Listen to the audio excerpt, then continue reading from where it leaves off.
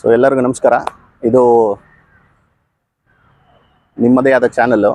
ಹೆಸರು ನಾನು ಮತ್ತೆ ಹೇಳೋದಿಲ್ಲ, ಅದು ನಾನು ನಿಮಗೆ ತಿಳಿಸ್ತೀನಿ ಅಂತ ಹೇಳಿದ್ದೆ. ಅದನ್ನು ಮತ್ತೆ ನಾನು ನಿಮಗೆ ಅದಕ್ಕೆ ಪರ್ಟಿಕ್ಯುಲರ್ ಆಗಿ ಒಂದು ವಿಡಿಯೋ ಮಾಡ್ತೀನಿ, ಅದರಲ್ಲಿ ನಿಮಗೆ ತಿಳಿಸ್ತಾ ಹೋಗ್ತೀನಿ.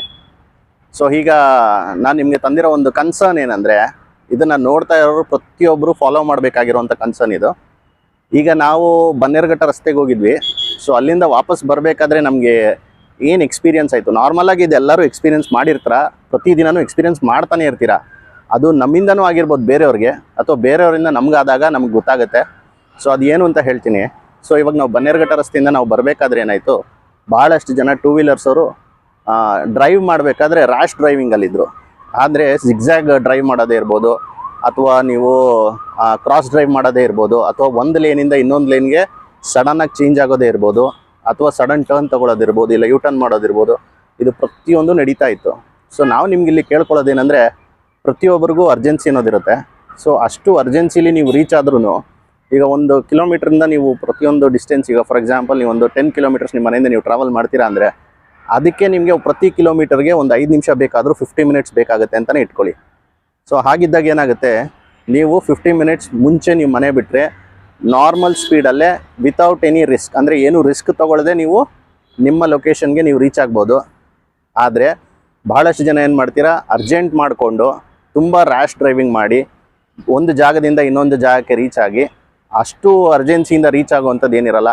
ಇದೇ ಕಾರಣದಿಂದ ಭಾಳಷ್ಟು ಆಕ್ಸಿಡೆಂಟ್ಸ್ ಇರ್ಬೋದು, ಇಲ್ಲ ಭಾಳಷ್ಟು ಜನಕ್ಕೆ ಜಗಳನೂ ಇರ್ಬೋದು, ಇಲ್ಲ ಗಲಾಟೆ ನಡೀತಾ ಇರುತ್ತೆ. ಕೆಲವೊಂದ್ಸಲಿ ನಾವು ರೋಡ್ ರೇಜ್ ಅಂತಲೂ ಹೇಳ್ತೀವಿ. ಇದೆಲ್ಲ ನಾವು ಅವಾಯ್ಡ್ ಮಾಡ್ಬೋದು ಈಸಿಯಾಗಿ.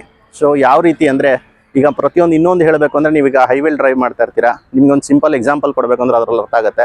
ಈಗ ನಾವು ಬೆಂಗಳೂರಿಂದ ಮೈಸೂರಿಗೆ ಈಗ ನೀವು 140 ಕಿಲೋಮೀಟ್ರ್ ಅಂತ ನಾವು ಹೇಳ್ತೀವಿ. ಸೊ 140 ಕಿಲೋಮೀಟ್ರ್ ನಾವು 150 ಕಿಲೋಮೀಟ್ರ್ ನಾವು ಒಂದು 50 km/h ಸ್ಪೀಡಲ್ಲಿ ಹೋದ್ರೂ ನಮಗೆ 3 hours ಆಗುತ್ತೆ. 3 hours ಹೋಗ್ತೀವಲ್ಲ ಅಂತ ನೀವು ಅನ್ಕೋಬೋದು. ಆದರೆ ಕೆಲವರು ಅದನ್ನು ಟೈಮ್ನ ಶಾರ್ಟ್ ಮಾಡಲಿಕ್ಕೆ, ನಾನೀಗ 100 km ಸ್ಪೀಡಲ್ಲಿ ಹೋದೆ ಅಂತ ಇಟ್ಕೊಳ್ಳಿ. 100 km ಸ್ಪೀಡಲ್ಲಿ ಹೋದರೆ ನೀವು 1.5 hour ಹೋಗ್ತೀರಾ. ಸೊ ನೀವು ಹೇಳ್ಬೋದು, ಸರ್ ಅರ್ಧ ಟೈಮಲ್ಲಿ ಬಂದೆ ಅಂತ. ನೀವು ಅರ್ಧ ಟೈಮಲ್ಲೇ ಹೋದ್ರೂ ನಾವು ತೊಗೊಂಡಿರೋದಕ್ಕಿಂತ ಡಬಲ್ದೇ ರಿಸ್ಕ್ ನೀವು ತೊಗೊಂಡಿರ್ತೀರ.